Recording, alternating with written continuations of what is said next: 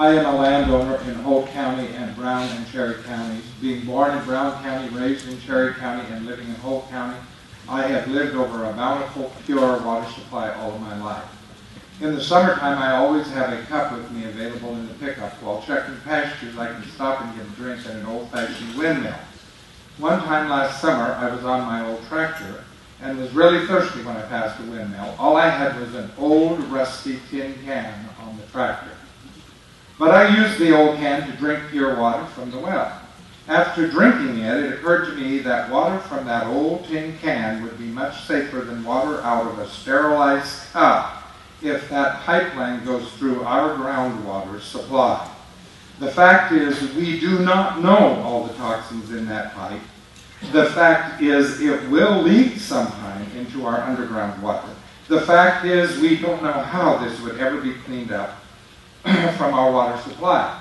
Now, I happen to be one of the very few individuals who has ever been involved in even a remotely similar project from the landowner perspective. I was just a kid when the Ainsworth Irrigation Project went through Cherry County, starting from the Merritt Dam south of Valentine. It went through our ranch without our permission.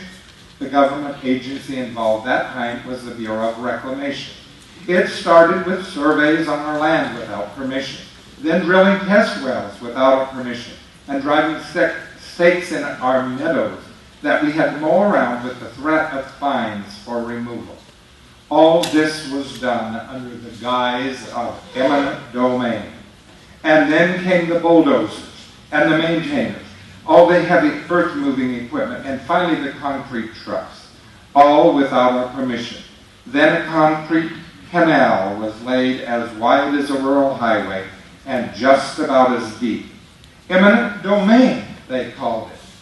I remember the look on my father's face and the faces of the neighboring landowners.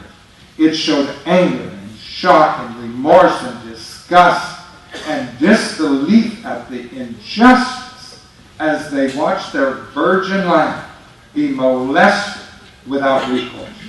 And they had their hands tied behind their backs by government regulation and decision makers. Now all the landowners who were young at that time are dead.